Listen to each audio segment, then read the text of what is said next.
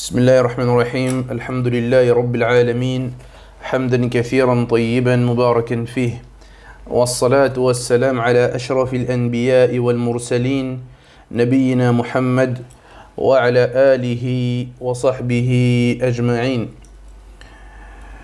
Donc les frères, on poursuit aujourd'hui notre lecture dans le livre d'Ibn al-Qayyim rahimahullah et on est encore dans Mufsidat al-Qalb. Mufsidat, on a dit, c'est des choses qui corrompent, qui nuisent au cœur de la personne. Donc on a vu la semaine dernière ensemble un parmi ces nuisibles qui était ici le fait de multiplier la fréquentation et de trop se mélanger aux gens. Et on a donné plusieurs détails qu'Ibn al-Qayyim rahimahullah a cité concernant cette fréquentation et le fait qu'elle pouvait avoir des impacts très nuisibles sur le serviteur allant jusqu'à l'apostasie, qu'Allah Azza wa Jal nous en préserve. Donc on tire des leçons de cela et juste pour se rappeler, on a dit que ici Ibn al-Qayyim rahimahullah il nous a dit qu'il allait nous citer les 5 plus grands nuisibles au cœur. Mais ce n'était pas les seuls qu'il y avait. Il y en a encore plein. Mais ceux-là qu'on cite ensemble aujourd'hui, eh bien, c'est des choses qui sont les plus nuisibles aux serviteurs. Donc après avoir traité les mauvaises fréquentations et l'excès de fréquentation, et après avoir montré qu'ils pouvaient nuire au cœur du serviteur, eh bien, l'auteur il passe au deuxième, qui est le fait d'espérer et d'avoir de grands désirs mondains. يقول المؤلف رحمه الله المفسد الثاني أو المفسد الثاني من المفسدات مفسدات القلب وركوبه بحر التمني. Donc il dit le deuxième qui nuit au cœur du serviteur, eh bien c'est le fait d'embarquer la mer des souhaits et des désirs. At-tamanni en arabe, ça vient de mania. Mania, ils nous disent que c'est taqdir al-shay wa nafadh al-qada. Donc c'est le fait d'évaluer une chose et son application. C'est pour ça qu'on a dit, on a appelé al-maniyya. Ça vient aussi, tu retrouves le mim, le noun et le ya à chaque fois, qui sont la base de ce mot-là. Al-maniyya, c'est la mort. Pourquoi? Parce que c'est une chose qui est écrite et qui sera appliquée sur toute personne. De la même façon, on a appelé le sperme de l'homme en arabe al-mani. Al-mani, parce que c'est de là, de cette chose-là, que la personne sera créée et c'est de là qui sortira. Donc il y a toujours ce côté d'évaluation, d'estimation, de jugement. Taqdir. Taqdir en arabe, c'est un mot qui s'explique selon la phrase. Des fois, il y a des mots en arabe où c'est très compliqué de venir et dire la définition c'est ça. Et c'est pas autre chose. Là, des fois, on va donner un sens véritable au mot que quand il sera au milieu de la phrase. C'est pour ça que les savants de la langue arabe, ils ont divergé. Est-ce que le mot en lui-même, il a une définition qui lui est propre ou pas? Si moi, je marche et je dis « Ra'aytu fi shari' asadan » donc je marche et je dis « J'ai vu dans la rue un lion » est-ce que ici le lion, c'est al-hayawan al-muftaris al-ma'rouf, c'est la bête féroce qui est connue? Ou bien quand je dis j'ai vu un lion, c'est-à-dire j'ai vu un homme courageux. Si je dis, par exemple, toi tu vas dire quoi? Tu vas dire, là pour montrer que des fois le siyaq il va trancher. Si je te dis Ra'aytu asadan fil harb, j'ai vu un lion dans la guerre. Là tu vas comprendre de par le contexte que le mot lion ici, ce qui est voulu, c'est quelqu'un de courageux. Donc des fois pour déterminer un mot en arabe, eh bien on aura besoin du contexte de la phrase pour pouvoir connaître ce mot-là. Taïb, refermons la parenthèse. Donc ici on a dit quoi? Que maniya, ça vient de quoi? Taqdir shay. Taqdir shay, c'est-à-dire le fait d'estimer, de mesurer une chose. Donc le mani, parce que le mani, c'est lui qui va mesurer, qui va donner naissance et qui va donner justement vie à l'être humain. Et le maniya, pareil, c'est cette chose qui est jugée, qui est estimée, qui est appliquée sur toute personne.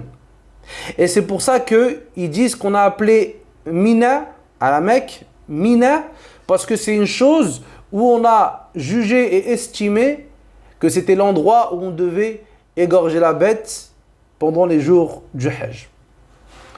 Donc le mim, le nun et le ya, ça vient de cette chose-là, le fait d'estimer, de jauger, de... voilà, toujours cette chose-là qui fait que la personne elle va regarder et essayer de mesurer, entre guillemets. Donc ici, at-tamanni. At-tamanni, ici, dans ce contexte-là, ce qu'il veut l'auteur ici, c'est le fait que la personne elle désire et elle souhaite et elle en veut encore et encore. Et donc ça rentre parmi les maladies du cœur, ikhwa. Ça rentre parmi les catastrophes qui nous touchent, et Wallah, surtout dans notre époque. On en veut encore et encore, et on n'est jamais rassasié. Et sans se rendre compte, on rentre dans la parole du prophète, alayhi salatu wassalam, quand il nous dit que si l'enfant d'Adam, il aurait une vallée d'or, alors il en souhaiterait une deuxième. Wala yamla'u batnahu illa turab.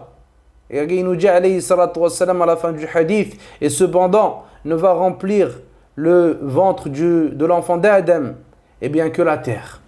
C'est-à-dire qu'il court, il en veut encore et il en veut encore. Et au final, c'est quoi qu'il va avoir? Eh bien, ce sera que de la terre qui va remplir sa bouche et les vers comme compagnie. Donc il nous dit, rahimahullah, il donne une image, il dit celui qui prend la mer des désirs et des souhaits. Il dit, فَهُوَ بَحْرٌ لَا سَاحِلَ لَهُ. Il nous dit que c'est une mer qui n'a pas de rivage, qui n'a pas de fin. وَهُوَ الْبَحْرُ الَّذِي يَرْكَبُهُ مَفَالِيسَ الْعَالَمِ. Il nous dit que cette mer, la mer des désirs et des souhaits, eh bien, c'est la mer que seuls les plus grands misérables et les plus grands pauvres de ce bas monde empruntent. C'est les plus misérables et c'est ceux qui ont tout perdu dans ce bas monde. Pourquoi? Parce que ils n'auront que des souhaits et au final, ils n'atteindront jamais ce qu'ils désirent véritablement. Pourquoi? Parce que l'enfant d'Adam, dans sa particularité, dans sa nature, eh bien, il a été créé comme ça, dans le fait d'en vouloir encore.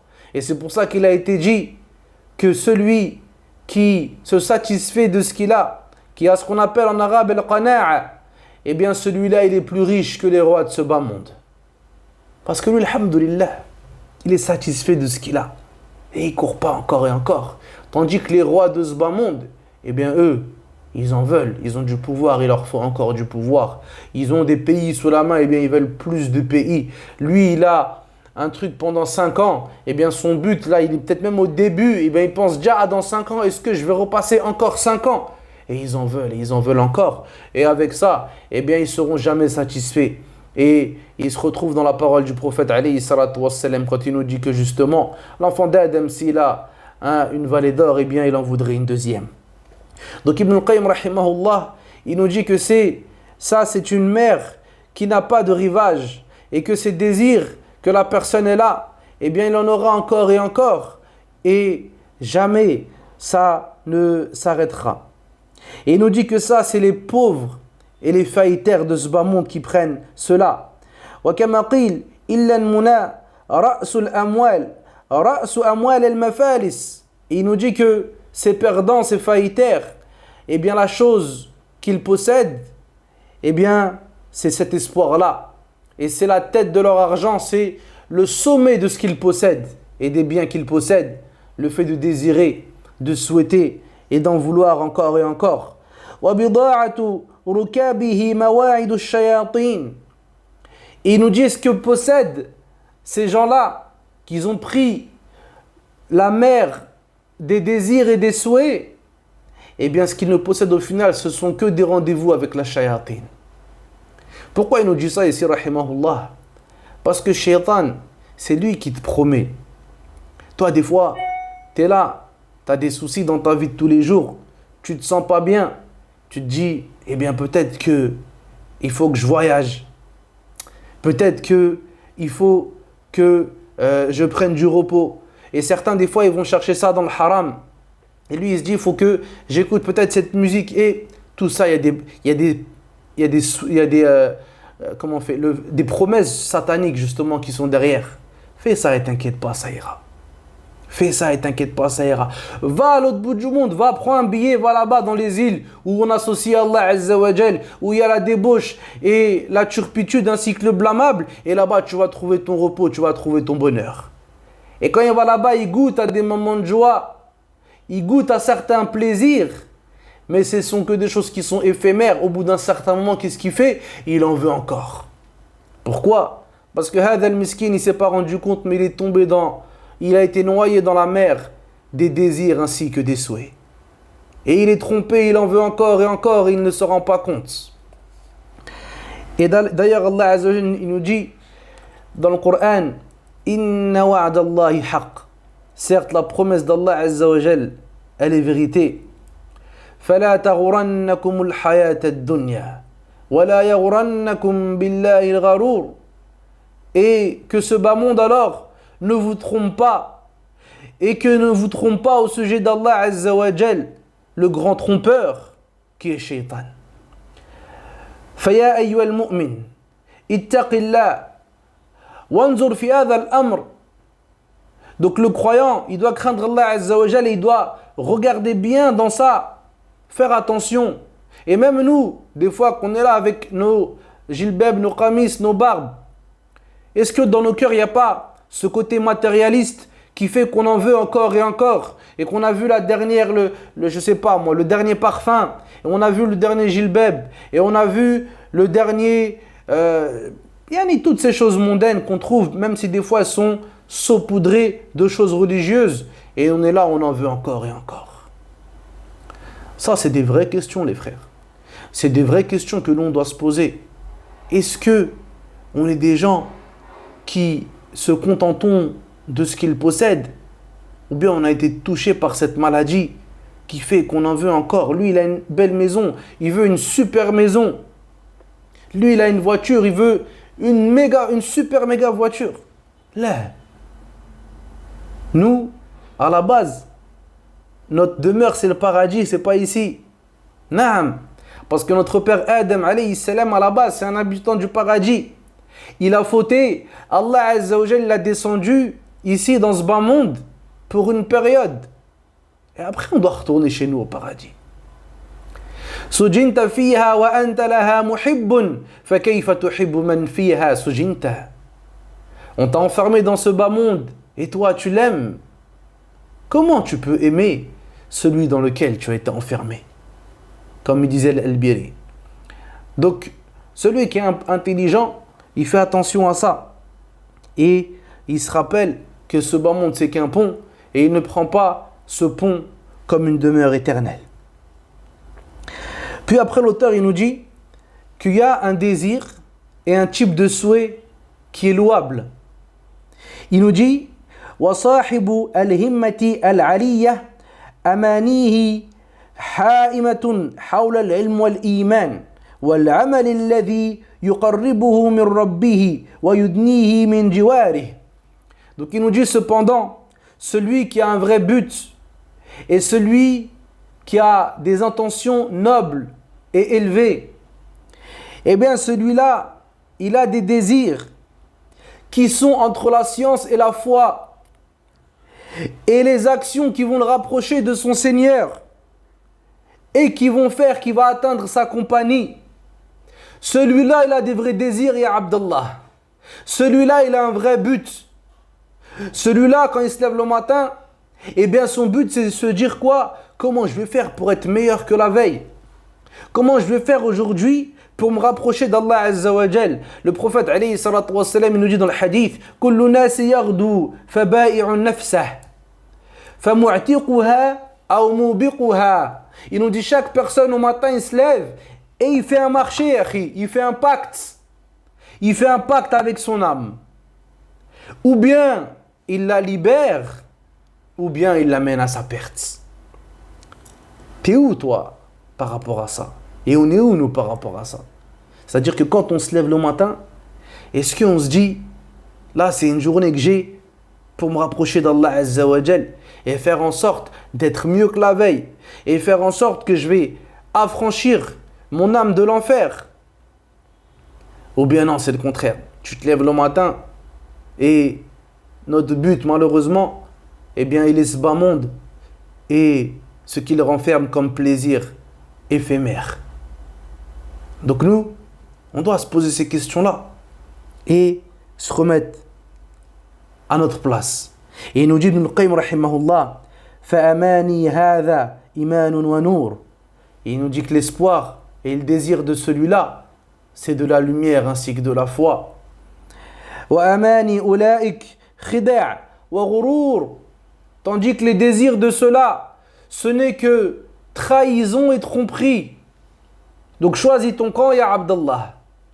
Ou bien tu veux être avec ceux qui ont un vrai objectif, qui ont un but véritable, qui est la satisfaction d'Allah Azza wa Jal. Et là, sache que tu seras dans une ni'mah. Tu te contenteras de ce que tu as. Et tu en voudras toujours plus dans les choses de ce bas monde. Ici, les ulama ils nous disent que dans les choses mondaines, ينبغي للمسلم أن يعتني بالقناعة. Donc, il est demandé aux croyants de se satisfaire de ce qu'ils possèdent dans les choses mondaines. أما في الدين فلا يقنع بشيء. Alors dans le din, ils nous disent qu'il n'est jamais satisfait de sa personne. Pas exemple, il dit ouais, c'est bon, attends, j'ai prié les 5 prières, alhamdoulilah, ça suffit. Là. Donc quand tu prends cette parole et tu la médites et tu la mets sur nos cas à nous aujourd'hui, regarde comment on l'a inversé. Comment quand c'est dans le din, on dit ah c'est bon, alhamdoulilah, attends, ça suffit, comme il ne faut pas abuser. Ah attends, c'est bon frère, tranquille, c'est bon. Et on est satisfait et entre guillemets, comme ils disent, on se repose sur nos lauriers. Et regarde quand c'est dans les choses de ce bas monde, comment on est.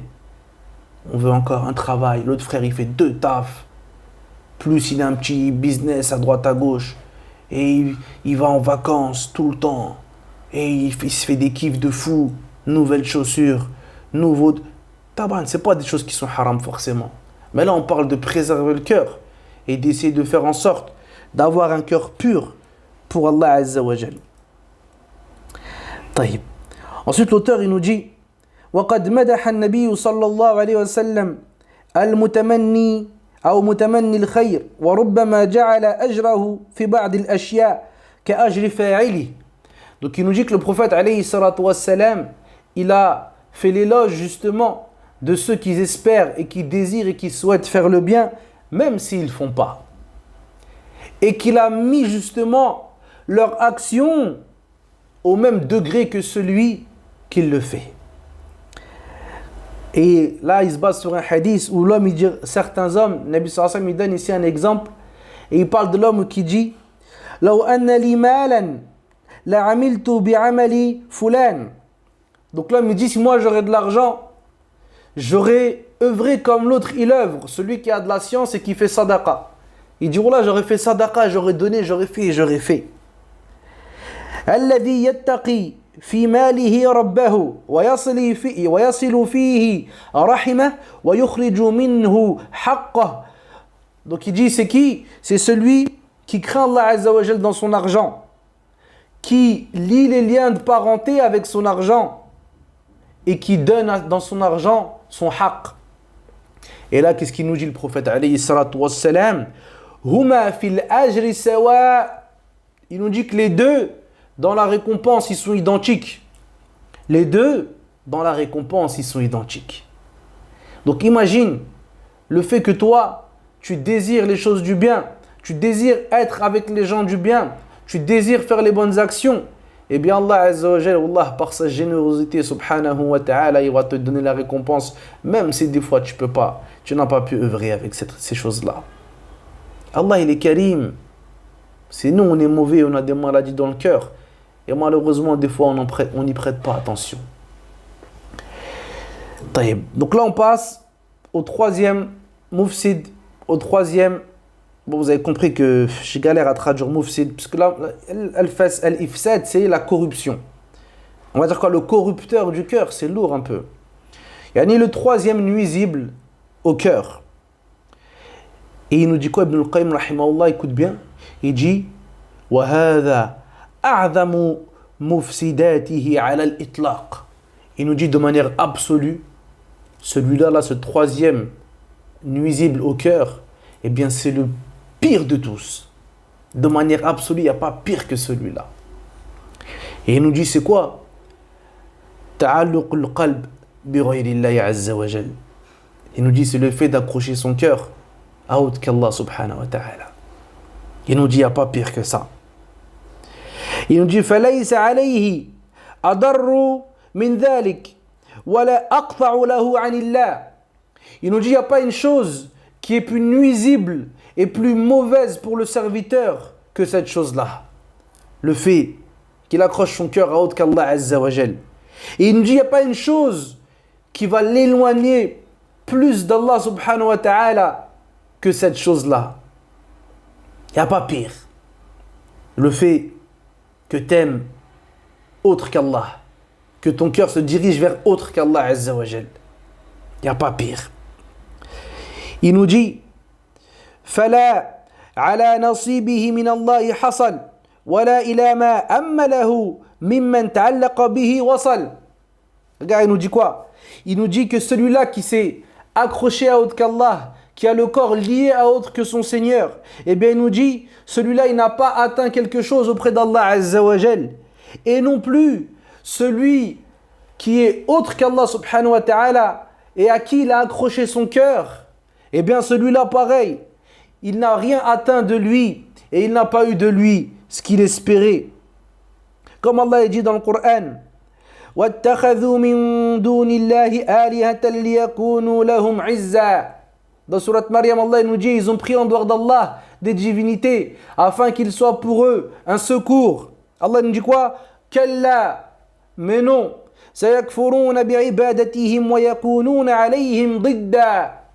Mais plutôt cela, eh bien ils vont mécroire en leur adoration et ils seront contre eux un argument.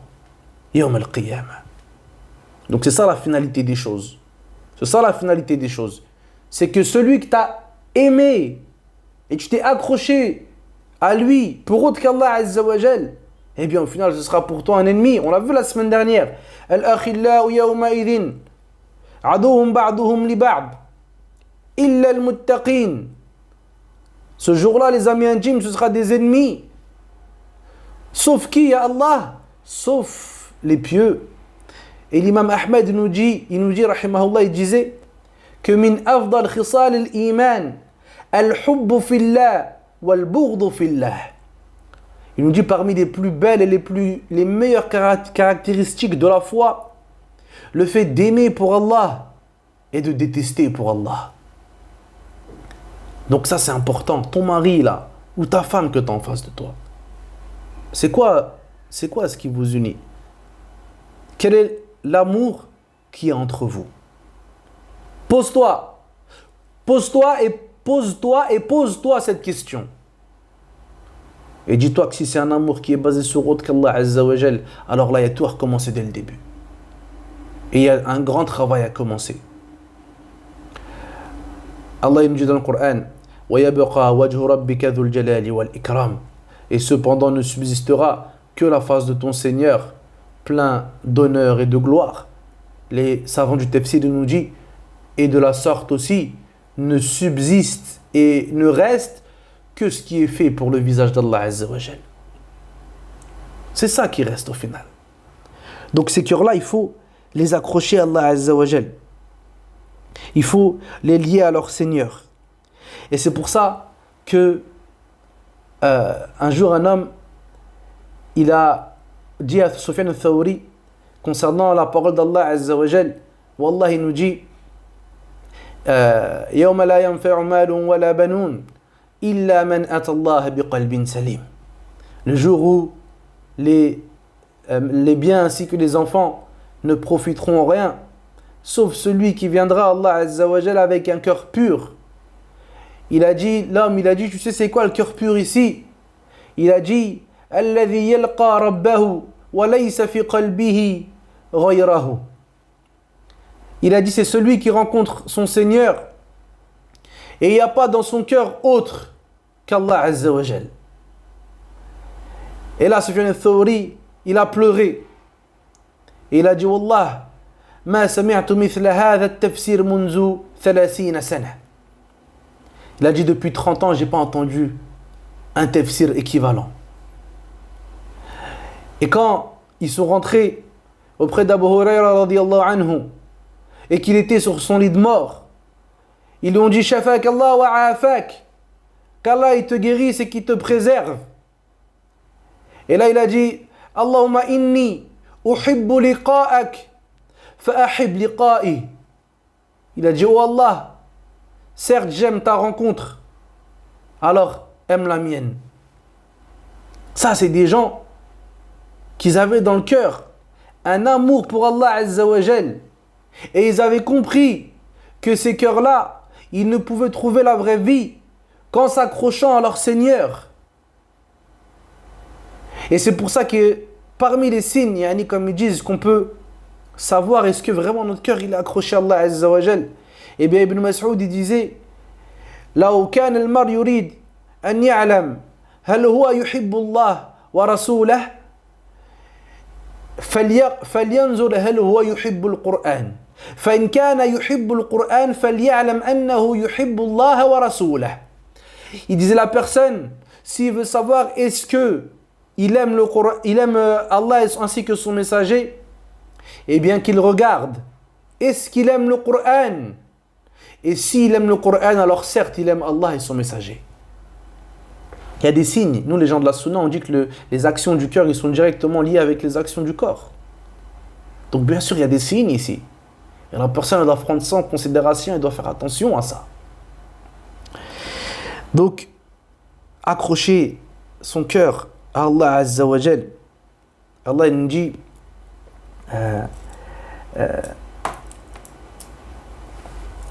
dans Surat Al-Ankabut, il nous dit Azza wa Jal, wa inna ahwana al-buyut la baytul ankabut. Et certes, la plus méprisable des demeures est certes la demeure de l'araignée. Et ici, les savants du tafsir ils nous expliquent et ils nous disent que la demeure de l'araignée, Allah subhanahu wa ta'ala, il n'a pas pris un exemple comme ça. Il a pris un exemple parce que وَالَّذِينَ اتَّخَذُوا مِن دُونِ اللَّهِ أَوْلِيَاءَ مَثَلُهُمْ كَمَثَلِ الْعَنكَبُوتِ. Ceux qui ont pris des alliés en dehors d'Allah Azza wa Jal, eh bien leur exemple il est similaire à l'exemple de l'araignée. اتخذت بيتا, elle a pris une demeure. وَإِنَّ أَهْوَنَ الْبُيُوتِ لَبَيْتُ الْعَنكَبُوتِ لَوْ كَانُوا يَعْلَمُونَ. Ils ont pris une demeure, ils ont pris des alliés en dehors d'Allah. Comme cette araignée, elle a pris cette demeure. Et elle pense que cette demeure, elle peut lui être utile, elle peut lui être profitable. Mais au moindre coup de vent, à la moindre épreuve, eh bien ses associés et ses alliés, ils délaissent la personne. Là où Allah il nous dit, après il nous dit quoi? Subhanallah, le Coran. Il nous dit là où kanu ya'lamun. Si seulement ils savaient. Si seulement ils savaient qu'Allah Azza wa Jalla il est karim. Allah il est généreux. Et les gens ils se détournent vers autre que lui. Allahu musta'an. Donc ne fais pas de ton cœur un cœur que tu as préservé avec une toile d'araignée. Mais fais de ce cœur un cœur accroché à celui qui a tout créé. Et Wallah que c'est ça la vraie réussite et la vraie victoire. طيب, ensuite il nous dit rahimahullah والمفسد الرابع من مفسدات القلب الطعام. Donc il nous dit le quatrième nuisible à la personne et au cœur, il nous dit c'est la nourriture et l'excès de nourriture ici. Donc ici il nous dit que l'excès de nourriture et le fait de dépasser les limites dans la nourriture, il va être de deux types. أحدهما ما يفسده لعينه وذاته كالمحرمات وهي محرمة لحق الله عز وجل ومحرمة لحق العباد. Donc il nous dit ici que cette nourriture qui se divise, qui est nuisible et qui se divise en deux types, eh bien on a celle qui est interdite en elle-même, lihaqqillah, pour le droit d'Allah Azza wa Jal, comme l'alcool, le porc, la nourriture qui n'est pas égorgée selon le rite islamique. Eh bien toutes ces nourritures-là, c'est des choses qui sont nuisibles en elles-mêmes par le droit d'Allah Azza wa Jal. Donc même si tu en manges un tout petit peu, eh bien sache que tu t'es causé du tort et que ici tu as causé du tort à ta propre personne ainsi qu'à ton cœur. Et là ici il nous dit quoi? Après il nous dit muharramatun li haqqil ibad wa kadhalika li haqqil ibad, c'est-à-dire que ici cette nourriture aussi qui était haram, c'est celle qui est volée par exemple. Tu as volé à autrui, tu as pris à autrui, tu as mangé la nourriture de l'orphelin, quelque chose qui ne te revient pas en droit et qui est le droit d'autrui. Donc ça aussi, c'est une chose qui va nuire à la personne et qui va nuire au cœur de la personne. Mais ici, Ibn al-Qayyim, rahimahullah, il ne veut pas parler de ça spécialement. Là, il t'a parlé en gros, si tu veux, de la nourriture haram. Et il te dit que cette nourriture-là aussi, bien sûr, elle va causer du tort. Et dans le hadith du prophète, alayhi salatu wassalam, il nous dit que, et ce hadith, il est ajib, Allah.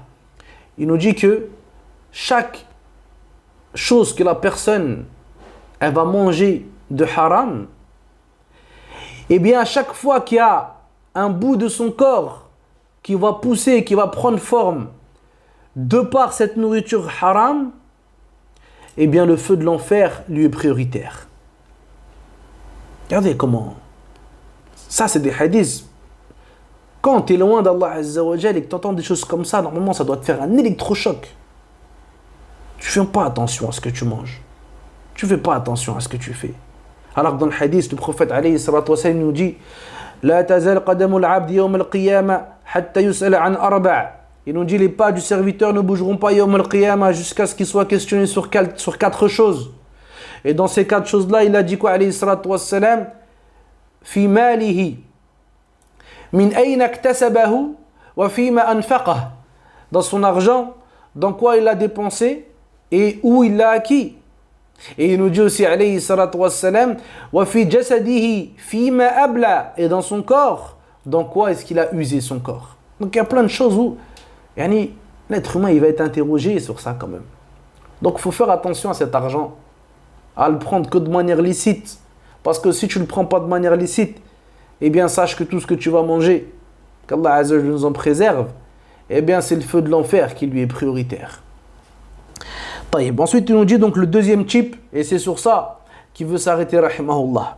Il nous dit ma yufsiduhu biqadrihi wa ta'addi haddihi. Donc il nous dit c'est la chose qui va causer du tort lorsqu'on va dépasser les limites. Quel israf fil halal, comme le fait d'abuser dans les choses licites. Wa shiba' wal mufarrit fa innahu yuthqiluhu 'an at-ta'at. Donc il nous dit le fait de se rassasier, de trop manger, eh bien ça ce sont des choses qui vont rendre la personne feignante par rapport aux adorations d'Allah Azza wa Jal. Et elle aura du mal et ça va être lourd pour elle. Et il nous dit que à ce moment-là, lorsque la personne elle se rassasie et qu'elle mange et elle mange, à ne plus pouvoir respirer limite, il nous dit wa qawwa alayhi ma wadda ash-shahwa. Il nous dit à ce moment-là, quand la personne elle abuse et qu'elle se rassasie jusqu'à ne plus pouvoir manger, eh bien ses désirs ils augmentent.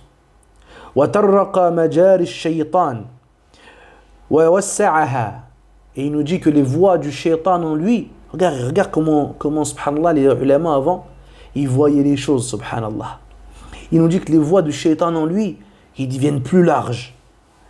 فَإِنَّهُ يَجْرِي مِنْ إِبْنِ آدَمْ مَجْرَى الدَّمِ. Parce que certes, shaitan, il coule chez l'enfant d'Adam comme le sang, il coule. فَالصَّوْمُ يُضَيِّقُ مَجَارِيهِ وَيَسُدُّ عَلَيْهِ طُرُقُهُ. Il nous dit, et au contraire, le siyam, le fait de se retenir de manger et de boire, eh bien, il va refermer ses chemins et ses routes sur lui, et il va fermer ces voies-là au shaitan. وَالشِّبَعْ يُتَرِّقُهَا وَيُوَسِّعُهَا, et le fait de se rassasier, eh bien ça va ouvrir ses routes et ça va leur donner plus ample place. وَمَنْ أَكَلَ كَثِيرًا شَرِبَ كَثِيرًا, donc celui qui mange beaucoup, il aura besoin de boire beaucoup. Regarde en Amérique par exemple, tu les vois avec des gros menus, et bien forcément dans ces gros menus-là, tu as des grands sodas. وَمَنْ شَرِبَ كَثِيرًا نَامَ كَثِيرًا, et après ça tu vas manger beaucoup, tu vas boire beaucoup, donc forcément tu vas dormir beaucoup après. فَهَذَا خَسِرَ كَثِيرًا, et celui-là, eh bien au final il perdra beaucoup. Et dans le hadith du prophète alayhi salatu wassalam qui est connu, مَا مَلَا آدَمِيٌّ وِعَاءً شَرًّا مِنْ بَطْنِهِ. Regarde le prophète alayhi salatu wassalam, il nous dit quoi? Il nous dit que l'enfant d'Adam, subhanallah, astaghfirullah, Allah. Il nous dit que l'enfant d'Adam, il n'a pas rempli un récipient plus mauvais que son ventre. بِحَسْبِ ابْنِ آدَمْ لُقَيْمَاتٌ يُقِمْنَ صُلْبَهُ. Il nous dit, il suffit à l'enfant d'Adam. Il n'a pas dit luqmat, il a dit luqaymat. Ici, il y a quelque chose que les frères qui sont un peu dans l'arabe, ils captent normalement. Luqaymat, c'est pas comme luqma. Luqma, si tu veux, c'est entre une bouchée, on va dire. Luqaymat, c'est ce qu'on appelle ismut tasghir. Ismut tasghir, ça veut dire qu'il l'a rendu petit. C'est comme on dit abdun ubayd. Abd, c'est un serviteur. Ubayd, c'est un petit serviteur. Sha'ir, c'est un poète. Shuway'ir, c'est un petit poète. Ici, on a dit quoi? Luqma, luqaymah. Une bouchée, luqaymat. Des petites bouchées. Donc, il nous dit, alayhi salatu wassalam, il suffit justement au serviteur, à l'enfant d'Adam, des petites bouchées, juste de quoi faire tenir sa colonne vertébrale. فَإِنْ كَانَ لَبُدَّ فَاعِلًا فَثُلُثٌ لِطَعَامِهِ وَثُلُثٌ لِشَرَابِهِ وَثُلُثٌ لِنَفَسِهِ. Il nous dit, si vraiment, regarde la recommandation de celui qui te veut du bien plus que ton père, ta mère, tes frères, tes sœurs, plus que tout le monde. Le prophète, alayhi salatu wassalam, regarde comment il nous parle et regarde comment nous, on est loin de ses paroles. Il nous dit, donc il prend juste des petits bouchées de quoi faire tenir sa colonne vertébrale. Et si vraiment il ne peut pas et qu'il est obligé, eh bien il nous dit quoi? Un tiers pour la nourriture, un tiers pour la boisson et un tiers pour l'air. Regarde nous des fois quand tu vois on mange, il n'y a plus de place pour l'air. Pourquoi il n'y a plus de place pour l'air? Parce que toi tu as tout rempli, Abdallah. Toi, tu as rempli peut-être 80% de la nourriture et 20% de la boisson. Donc, tu es là, tu peux même plus respirer, presque, tu peux même plus bouger carrément. Et qu'Allah Azza wa Jal, il nous accorde une bonne compréhension. Al-Hassan al-Basri, rahimahullah, il disait que à l'époque, kana yu'ar ala al-insan, c'était une honte de dire à la personne innahu la batin. Certes, celui-là, c'est quelqu'un de bien portant. C'était une honte pour eux. Et encore lui, rahimahullah, Al-Hassan al-Basri, il disait que inni adraktu qawman. Certes, j'ai attrapé des gens à l'époque. إذا قدم لهم طعام أكل منه وإلا سكت. Lorsqu'on leur ramenait un plat, eh bien ils mangeaient de ce plat-là. Ou bien ils se taisaient. وما كان يبالي هل كان باردا أو حارا. Et il ne prêtait pas attention. Est-ce que ce plat il est chaud ou bien il est froid? C'est des gens qui avaient compris que voilà, tu vas manger. C'est ici une affaire avec Omar ibn Abdel Aziz rahimahullah. On a appelé le 5e calife bien guidé. Et j'invite ma propre personne ainsi que mes frères et sœurs à apprendre à connaître cet imam. Il avait quelqu'un de sa famille qui était connu pour être un bon mangeur. Il avait un bon coup de fourchette. Et lui, c'était le calife. Donc forcément, toi, tu vas manger chez le calife, surtout à l'époque. Son empire, il allait presque jusqu'en Chine. Donc lui, l'homme il rentre et il s'est dit je vais lui donner une leçon. Donc là ils sont à table et les servants ils passent et ils ramènent du pain et de l'huile. Quelque chose de simple. Du pain et de l'huile, du pain et de l'huile. Jusqu'à ce que, ça y est, ils ont mangé, ils étaient blindés, jusqu'à ce que l'homme il était blindé, il ne pouvait plus manger. Et après ça, ils ont proposé des plats, mashallah, des plats plus. Et là, quand Omar ibn Abdelaziz il a vu l'homme, il lui a dit pourquoi tu ne manges pas? Il lui a dit ça y est, j'ai mangé, je ne peux plus manger maintenant. Et là il lui a dit justement, eh bien, sache que chaque chose qui va rentrer dans ton ventre, elle va le remplir.